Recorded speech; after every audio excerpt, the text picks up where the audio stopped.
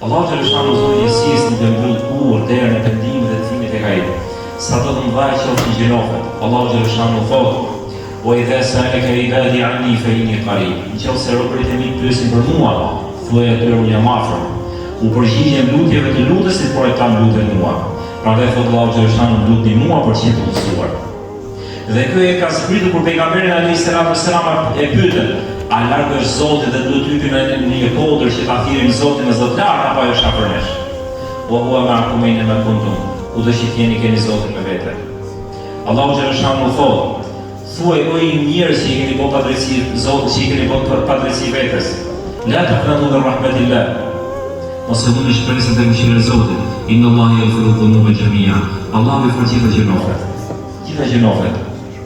Allahu xhaleshanu i falë gjitha gjinofet. Mjafton i kthehemi me sinqeritet. Kujdes në raportin me istighfar dhe kërkimin e faljes, nuk është thjesht fjalë që del nga goja. Është fjalë që del nga zemra e thjesht nga goja. Prandaj i kërkojmë Zotit falë për gjinofet tona. Ti kush mund të ketë mësuar për namazin, s'ka qenë në rregull me namazin. Këto net janë net të ardha dhe mos i të ardha, të jashtëzakonshme, por të thonë vetë dhe Zotit ma, o Zot, mi fal që nuk kam qenë korrekt me namazin. O Zot, në data një mbrapa do të kem raportrim me ty. Ti japim Zotit besën se realisht nuk është në rregull me namazin. Kujdes, pejgamberi Zotit thotë që e parë që ka për të pyet robit ditën e gjykimit ka përqenë namazin.